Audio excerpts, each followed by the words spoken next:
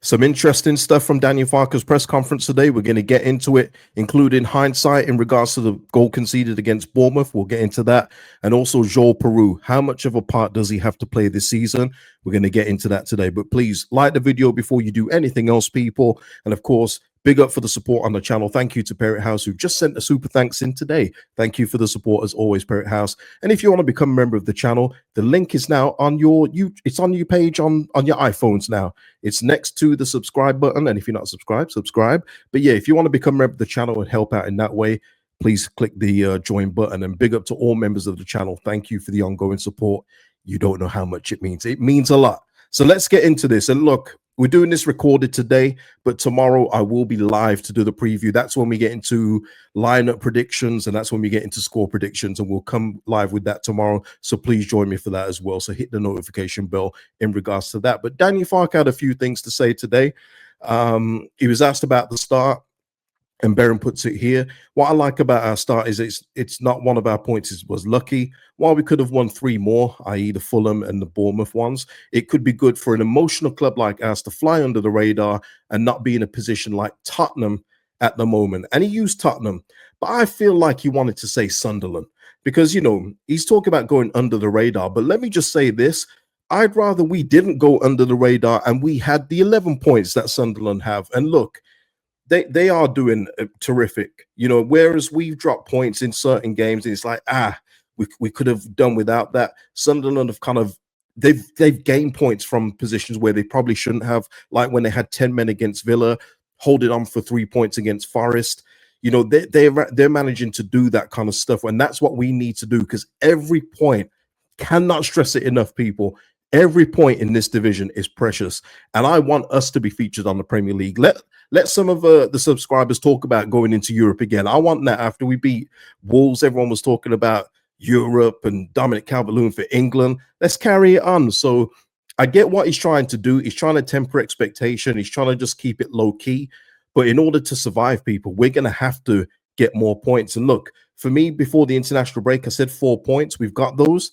Imagine if we can get more against this Tottenham team that isn't firing on all cylinders right now. And we'll get into that tomorrow as well. But I understand what he's trying to say here. But, you know, it's okay if we get in the double figures before the international break. It's all right. It's all right to me.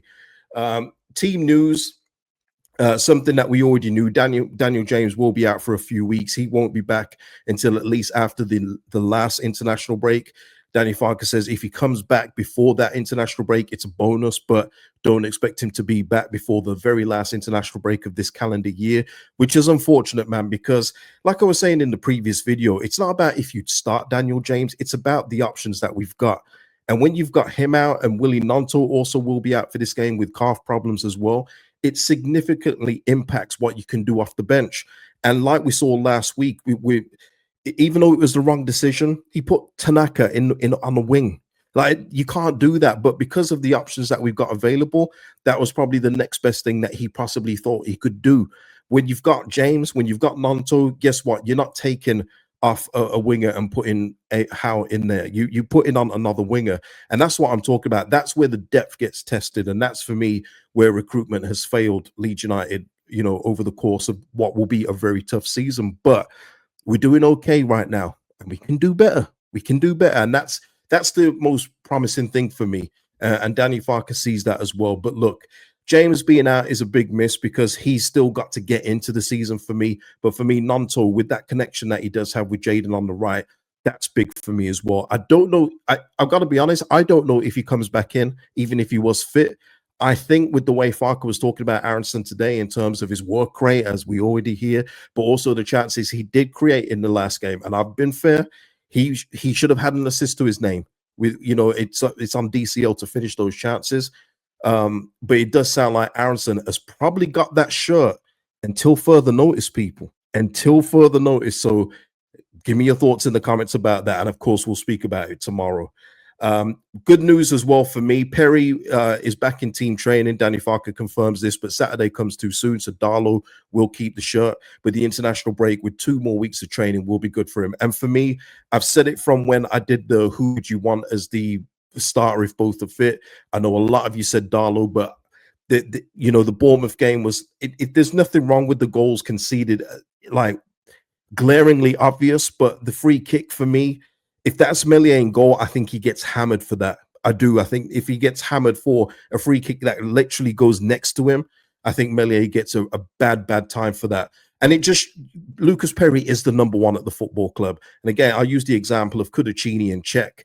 Kudachini's a fine deputy, and you think, how can he be number two? But then when Czech comes in, you go, that's why. And Lucas Perry, apart from the Arsenal game, was pretty solid for us, and he was a big reason why we even got a point against Newcastle with the saves he made. So I'm looking forward to him getting back to fitness and getting back into goal as soon as he is ready to come back. Just in regards to set pieces, it was asked again, but yeah, Sean Longstaff and Anton Stack. But obviously, and we'll get into this tomorrow, as if Longstaff is delivering the ball like he did last week, he stays on set pieces, people. Simple maths. There's nothing complicated. Sometimes football's an easy thing to discuss. If you're delivering the balls and they're landing literally on Joe Rodon's head 6 times in a match, you're staying on set pieces. But we'll speak about it tomorrow. The next thing was about the sub, and that was obviously it was a big talking point after the game and obviously during the week as well. Why did he take off Calvert-Lewin to bring on Metro on a defensive free kick? He did go a long way around this. We know what Daniel Farke's like. He doesn't always like to just say outright, I got it wrong. I don't think we'll ever hear him say that. But what he did say after a whole lot of, I was only going to sub off a striker for a striker because I didn't want to just feel like we are just going to be penned back, even though you kind of made the tactical changes to make us get pegged back for like the last 20 minutes anyway. But okay, in his head, it makes sense. He wanted to calm the game, replace a striker with a striker. Would it have been different? Would be all there instead? Who knows? It's all ifs and buts, and he's right there. He said as well that the position of DCL and Metro wouldn't have been any different about the impact of the goal, and he's probably right with that. But what he did say as well at the end, which Baron hasn't covered, is that if I could do it again with hindsight, because we can see the goal, maybe I would have changed something, and that's what I was listening out for. I heard we know what we're getting with Farke when it comes to the waffle. We get it. But the fact that he said that, I do think if he had to do it again, if it ever does come up again, and we have a defensive free kick that we're holding on a 2-1 lead or a 1-0 lead, whatever it may be, I don't think he makes that sub again, people. I do think he will learn from that. And if Dominic Calvert-Lewin can't go anymore, I do think he brings on a centre-back. I do.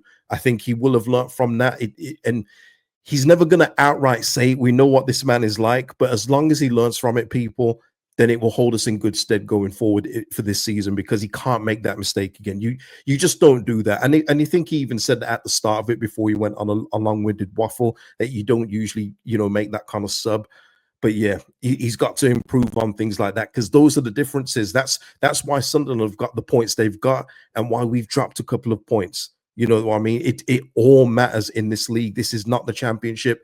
Every meticulous detail, it counts. And I can't stress that enough. But hopefully he will alert from that.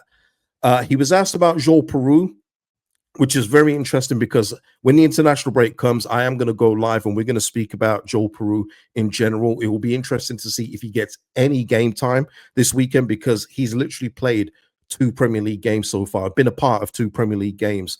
And he was asked about Piroe's belief that he still has a chance in the system. Farke, lavished the praise on him. He's the best finisher he's ever worked with, and he's worked with the likes of Pukki, Thuram.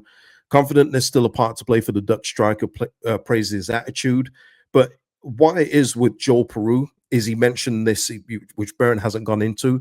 It's about everything else. And you know what it is, people. We're a meat and potatoes team, and DCL and even Metro to a point do all of that hold-up stuff. But like I've said before, with Joel Piroe, I'm confident in front of goal, he will score.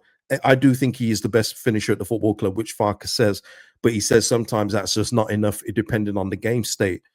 And there are questions to be asked about Joel Piroe, but I want to save that for a stream next week.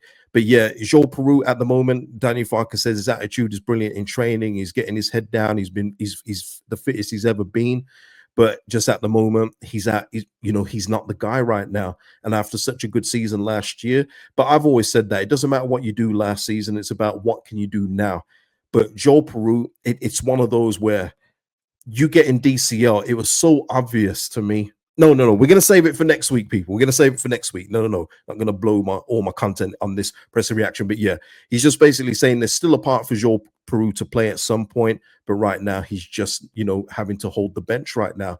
Another one was he was asked about was Jacobiol, with Jacobiol's international bus, also echoing that he's been very unlucky because of the partnership of Strauch and Roden, that he understands why Leeds United haven't changed it in terms of inserting Biol. Farke said, in terms of the defensive system, it's been good. That's why Yaka can't come in right now. But what I would say, though, is after the last game against Bournemouth, if there was any opportunity to insert Jacobiol into it, it's now. Because Strout, for me, did not have a good game. But will Farke stick with that defensive pairing because he's done so well up until this point and run it back again? Or will he give Yaka that opportunity to impress next to Joe Roden? I would lean towards him sticking with Strauch and Roden, but if there's any time that there's a chance to put in Biol now and see what he's about with Joe Roden, it's the next game. But we will see what happens there. We know Farke once he gets stuck with people he trusts, especially with Strauch and Roden, who've been with him from the start. It's very hard to move out anybody from his thinking. So is one iffy performance from Strauch enough to take him out? I don't think so, but I'm interested to hear your thoughts in the comments. And again, we'll speak about that tomorrow. So yeah, look, it's going to be a tough game against Tottenham, but they can be got at this point in time. Thomas Frank has got them better organized, but they're not creating nearly as much. And with the injury, some of the injuries they've been playing in Europe this week, almost lost against Bodo Glimt. There could be an avenue to 3 points here. There could be, and we'll discuss that tomorrow, people. But listen, give me your thoughts on anything discussed from the presser, your reactions to anything Daniel Farke said. Give me your thoughts in the comments. Leave them in the comments, people. Like the video, and I'll see you tomorrow for the live match preview. Peace out.